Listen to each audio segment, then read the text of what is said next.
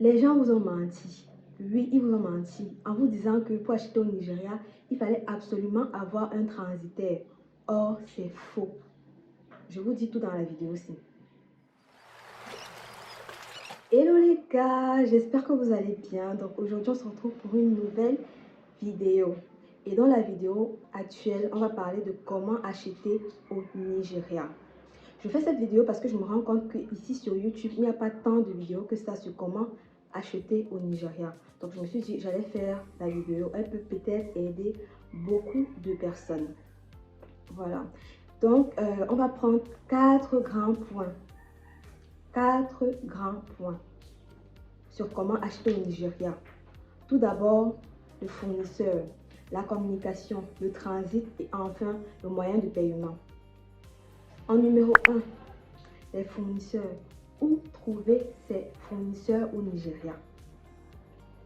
Sur Internet, il y a ces personnes-là qui vendent la liste des fournisseurs pour plusieurs articles. Ils vont vous donner leur prix. Moi également, j'en vends. Je vends les numéros des fournisseurs des blend hair, des sacs, des nuisettes, des vêtements, bref, et j'en passe. Des huiles de parfum aussi. Vous pouvez passer par ces personnes-là ou bien par moi pour acheter la liste des fournisseurs. Mais si vous n'avez pas les moyens à mettre dans ça, c'est simple. Vous pouvez trouver vos fournisseurs en ligne, sur Internet, sur les applications telles que YouTube, Facebook, TikTok, Instagram. Donc, comment procéder pour les trouver? Vous allez dans la barre de recherche. Si vous voulez par exemple le fournisseur de sacs, vous tapez Bag Supplier, bref, fournisseur de sacs en anglais. Ça va s'afficher. À vous de sélectionner. Ne sélectionnez pas bêtement. Prenez le temps de bien regarder si le fournisseur est fiable.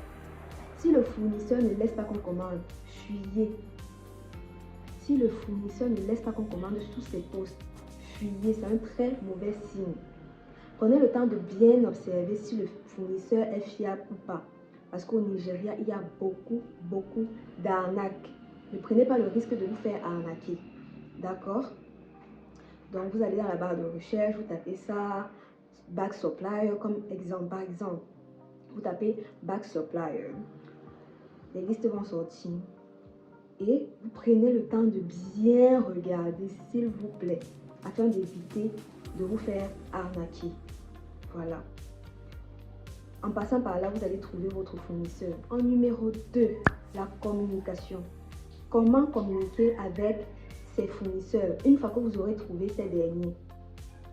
Il faut savoir qu'au Nigeria, ils ne parlent que l'anglais. Les Nigérians ne parlent pas le français, s'il vous plaît.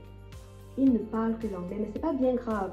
Parce qu'au jour d'aujourd'hui, il y a beaucoup d'applications de traduction. Il y a Google Translate, plusieurs applications de traduction. Vous pouvez juste traduire ce que vous voulez dire à votre fournisseur, copier-coller et leur envoyer.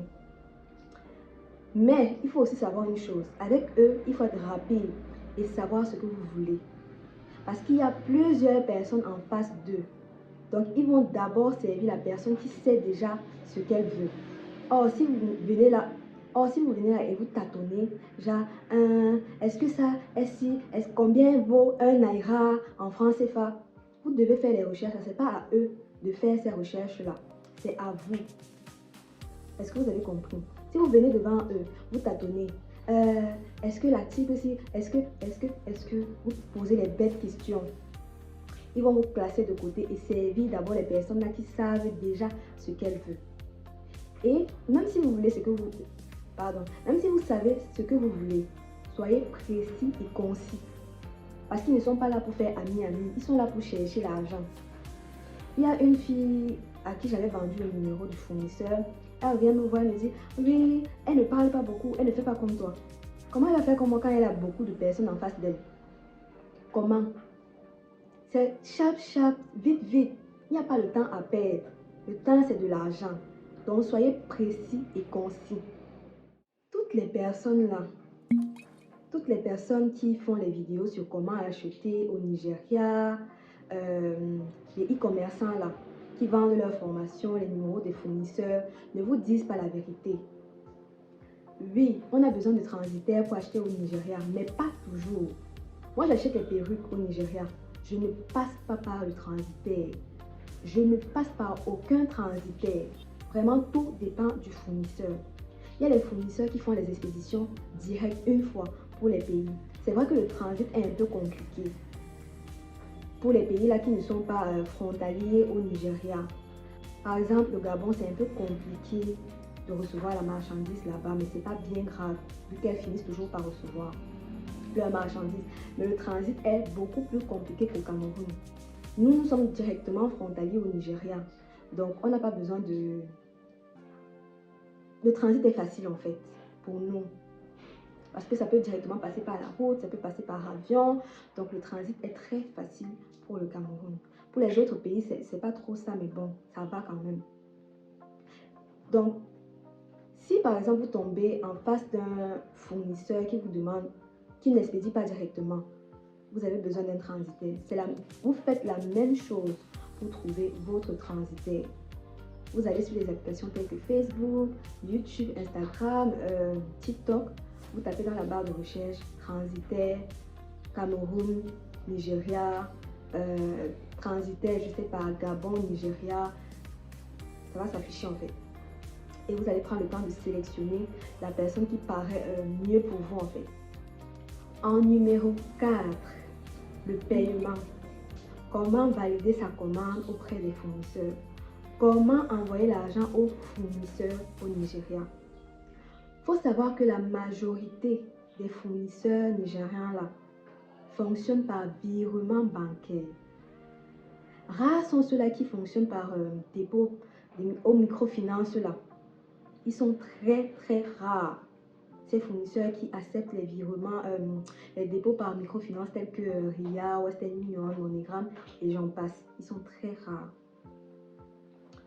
Donc, comment faire pour faire les virements bancaires? Si vous avez votre carte Visa, vous pouvez passer par là pour faire le virement bancaire. Si vous avez la carte prépayée, vous pouvez passer par là ou aller directement à la banque, faire le virement. Si vous n'avez pas cette possibilité-là, qu'est-ce que vous pouvez aussi faire? Il y a souvent les Nigérians là qui envoient l'argent par là.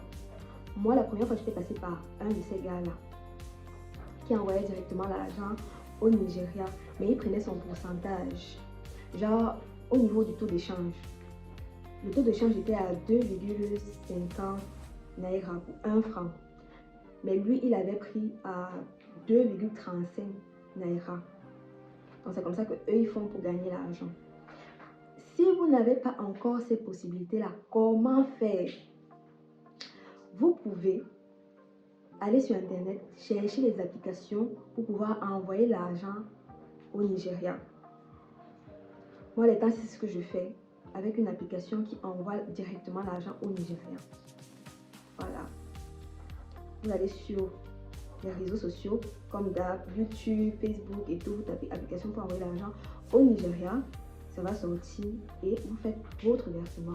Ce qui est bien avec ces applications-là, c'est que tu peux être directement à la maison sans bouger. Tu envoies l'argent depuis ton mobile money dans le compte bancaire du fournisseur. Voilà. Donc, pour clôturer, je dirais que c'est bien beau d'acheter au Nigeria. Très beau même. Mais il faudra aussi savoir que le Naira est une monnaie tellement instable. Donc, aujourd'hui, vous pouvez avoir une marchandise à 14 000 et demain, vous l'avez à 18 000, voire même 20 000. Moi, par exemple, j'avais acheté des perruques. L'unité, ça me revenait à 14 000. La semaine qui suivait, je voulais encore commander. Je me rends compte que le Naira a beaucoup pris de la valeur. Donc, si j'achetais la perruque, ça allait me revenir à environ 18 000. Je me suis dit, non, même pas 18 000, 20 000. Je me suis dit, non, je ne peux pas. Je ne peux pas.